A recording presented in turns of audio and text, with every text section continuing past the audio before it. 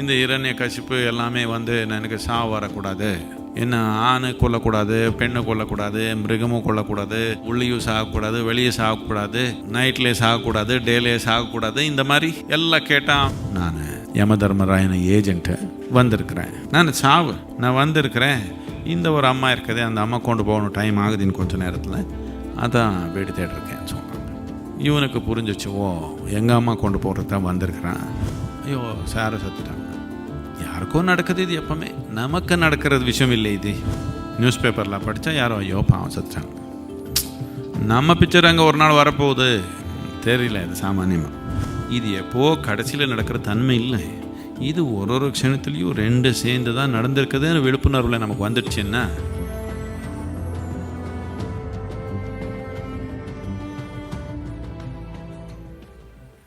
சங்கரன் பிள்ளைக்கு கொஞ்சம் வயசாகிடுச்சு. அவர் ஃப்ரெண்ட் ஒருத்தர் இருந்தாங்க. 2 பேரும் உட்காந்து யோசித்தாங்க. இவருக்கு ரொம்ப கிரிக்கெட் பைத்தியம். சத்தா குடும்பம் ஓடணும், சொத்து ஓடணும், அதெல்லாம் பரவாயில்ல, மனைவி விட்டுடலாம், குழந்தை விட்டுடலாம், போயிடலாம், எப்படி இங்கே விட்டுடலான்னு உணர்வு இருந்து முடியல, அது பரவாயில்ல. ஆனால் அங்கே போன அந்த ஸ்வர்க்கத்தில் கிரிக்கெட் இருக்குதா இல்லையா, இதே ஒரு பதற்றம் 2 பேருக்கு. அதுக்கு அவர் 2 பேருக்குள்ளே ஒரு அக்ரிமெண்ட்டுக்கு வந்தாங்க. நம்ம முதல் யார் போயிடுவோமோ அவர் அங்கே பார்த்து இங்கே இருக்கிற ஆளுக்கு கரெக்டாக நம்ம சொல்லிக்கணும் கிரிக்கெட் இருக்குதா இல்லையா. அவர் ஃப்ரெண்டு இறந்துட்டாங்க. அவர் போயிட்டு மூணாவது நாளுக்கு அவர் அங்கேருந்து அந்த உடல் இல்லாத குரல் எப்படி இருக்கும் தெரியுமா? தெரியாது உங்களுக்கு. குரல்னா உடலோட தானே பார்த்துருக்கீங்க. உடல் இல்லாத குரல் அங்கேருந்து பேசினாங்க. இவர் என்ன இருக்குதான்னு கேட்டாங்க. அது ஒன்று தான் இருக்குது. அங்கே கடவுள் இருக்கிறாங்களா இல்லையா அதெல்லாம் வேண்டாம், நமக்கு கிரிக்கெட் இருக்குதா இல்லையா. அதுக்கு அவர் சொன்னாங்க, ஒரு நல்ல செய்தி, இன்னொன்று கெட்ட செய்தி, எது வேணும் உனக்கு? ஐயோ நல்ல செய்தி சொல்லியா, என்னையான்னு கேட்டாங்க. கிரிக்கெட் இருக்குதே, வரே சந்தோஷப்பட்டாங்க. இன்னொன்று என்னென்னா, திங்கட்கிழமை முதல் பேட்டிங்கு நீந்தா.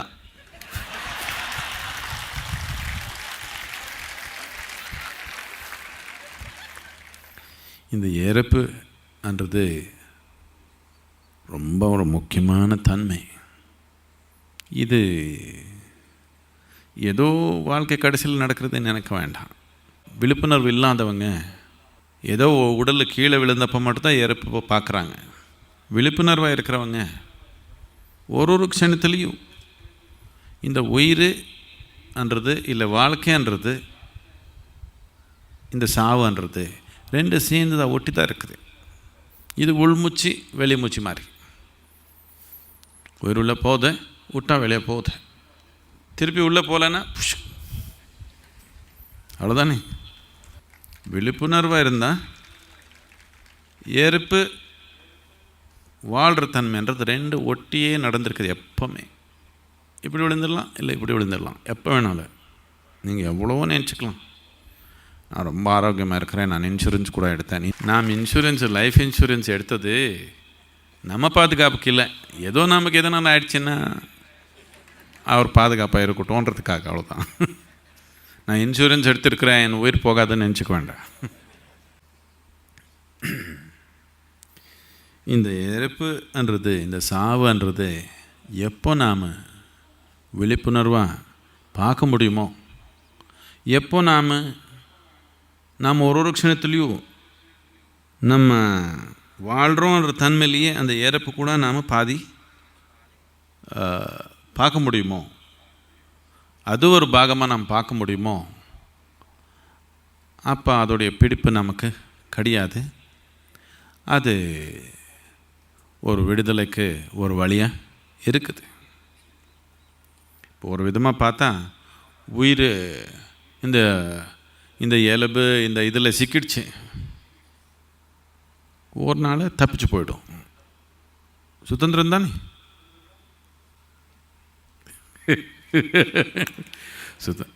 இது ஒரு கூடு மாதிரி தானே, இது சிக்கிடுச்சு உள்ள. What's a gauge? ஒரு சிறை மாதிரி இது. இந்த உடல் ஒரு சிறை மாதிரி தானே சிக்கிடுச்சு. விருப்பத்துக்கு வெளியே வர முடியலன்னு எது இருந்தாலும் சரி தானே, அரண்மனையில் வச்சாலும் சரி தானே. இப்போ விருப்பத்துக்கு வெளியே வர முடியல, சரி தானே. அப்படின்னா சாவன்னு என்ன?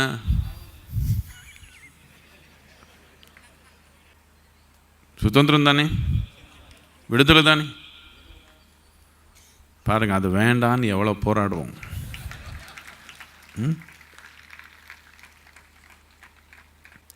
இப்போ அப்படின்னா நான் சாகணுமா, தூக்கி போட்டுக்கலாமா, சாப்பிடாம உட்காந்துடலாமா? அப்படி இல்லை.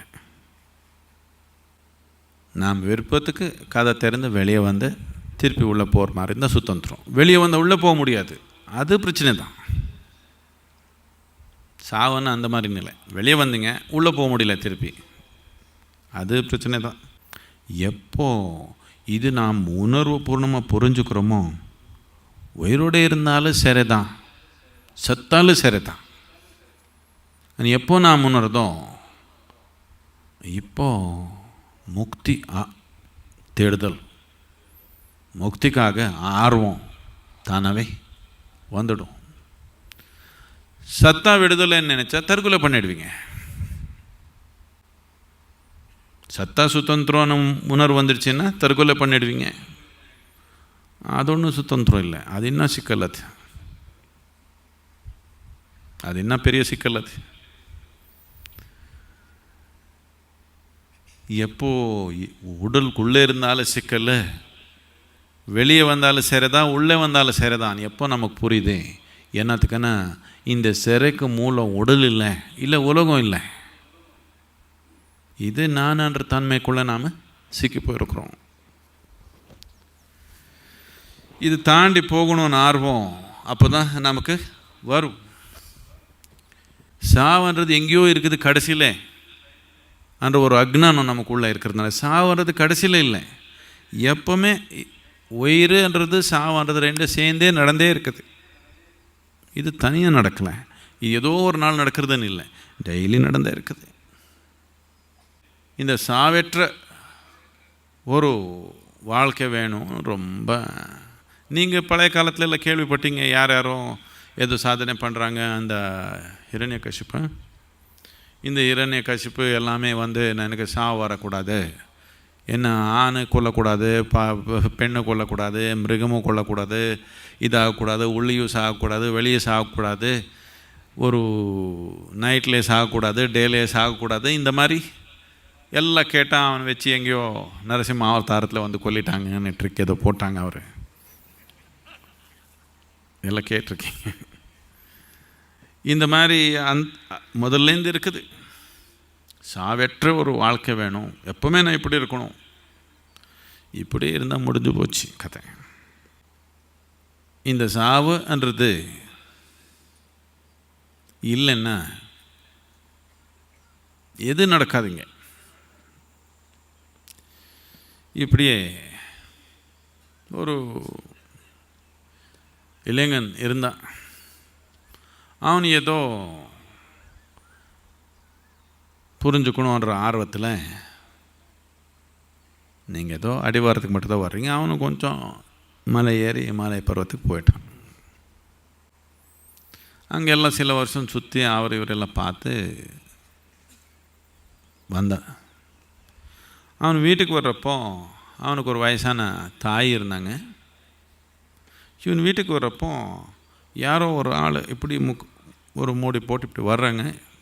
இப்படி வெயில் வந்தப்போ எல்லாம் லேடிஸ் எல்லாம் போட்டிங்களே இப்படி அப்படி போட்டு அப்படி வர்ற ஒரு ஆளை அவன் இப்படி பார்த்தான். அவனுக்கு முகமே இல்லை,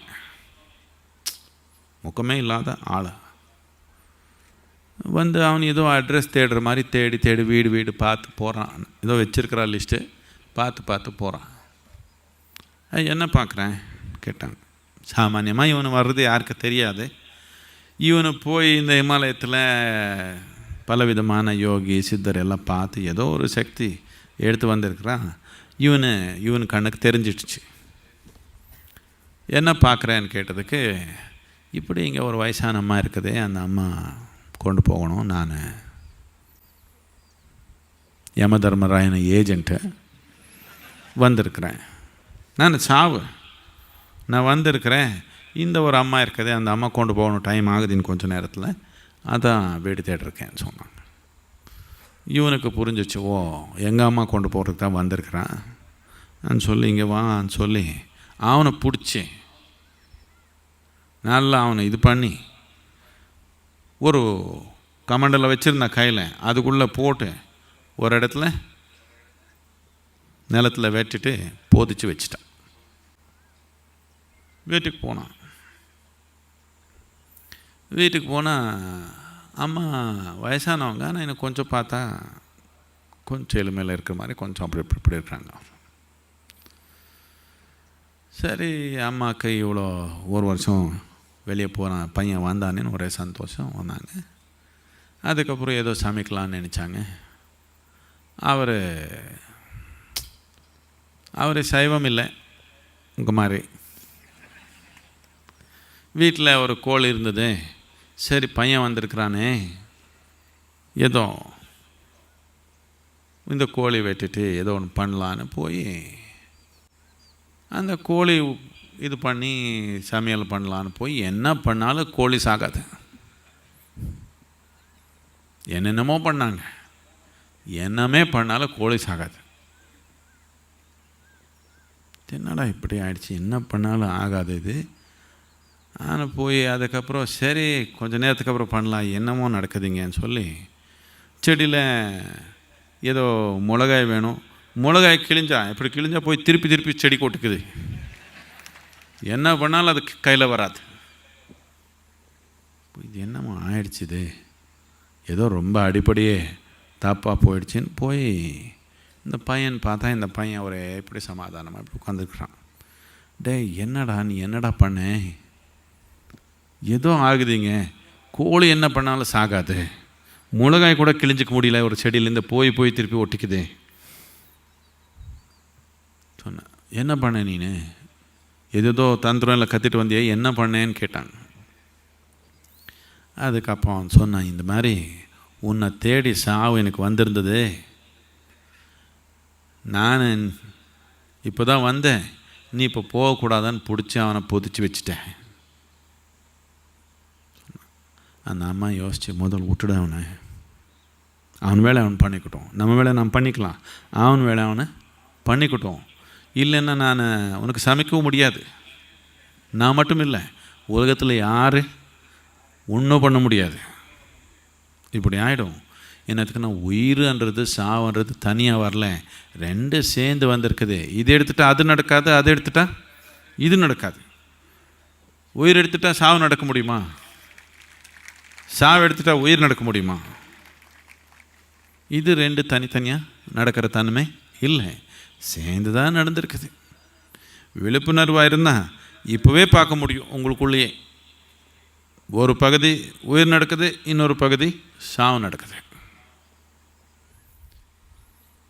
நாம் சாவனை எப்பவுமே இன்னொருத்தருக்கு சம்மந்தப்பட்டதுன்னு தான் நினைக்கிறோம். ஐயோ சாரை சத்துட்டாங்க, யாருக்கோ நடக்குது, இது எப்பவுமே நமக்கு நடக்கிறது விஷயம் இல்லை. இது அவர் செத்துடுவாங்க, ஆனால் நான் இங்கே தானே இருக்க போகிறேன். இப்படி ஒரு முட்டாள்தனம் இருக்குது. நியூஸ் பேப்பரில் படித்தா யாரோ ஐயோ பாவம் செத்துட்டாங்க, நம்ம பிக்சர் அங்கே ஒரு நாள் வரப்போகுது தெரியல. இது சாமானியமாக இல்லையா? நமக்கு கூட நடக்க போகுது இது என்ற அறிவு நமக்கு ஒரு க்ஷணத்துலேயும் இது இல்லை. ஐயோ ஒரு க்ஷணத்துலேயும் சாவு நினச்சா ஒரே பயம் வந்துடுமா? அப்படி ஒன்றும் இல்லை. நினைக்காததுனால தான் பயம், அது தள்ளி போடணும்னு முயற்சி பண்ணதுனால தான் பயம் வந்திருக்குது. எப்போ நம்ம விழிப்புணர்வில் உயிர்த்தன்மைன்றது சாவுன்றது தனித்தனியானது இல்லை, ஒரே விதை தான். ஒரு விதையில் ரெண்டு இருக்கும் உள்ள, பார்த்துருக்கீங்களா? இது அந்த மாதிரி ஒன்று தான். அது ரெண்டு சேர்ந்து மலர்ந்தால் தான் வாழ்க்கை நடக்கும். ஏதோ ஒன்று தவிர்த்துறதுக்கு முயற்சி பண்ணால் பாதி உயிராயிடுவீங்க. இது எப்போது கடைசியில் நடக்கிற தன்மை இல்லை. இது ஒரு க்ஷணத்துலேயும் ரெண்டு சேர்ந்து தான் நடந்திருக்குதுன்னு விழிப்புணர்வில் நமக்கு வந்துடுச்சுன்னா, நம்ம உயிர் தன்மைன்றது சாவுன்றது ரெண்டு தாண்டி நிற்கும். அப்போது உண்மைன்றது உணர்றதுக்கு சரியான இடத்துல நின்று இருக்கிறோம் நாம்.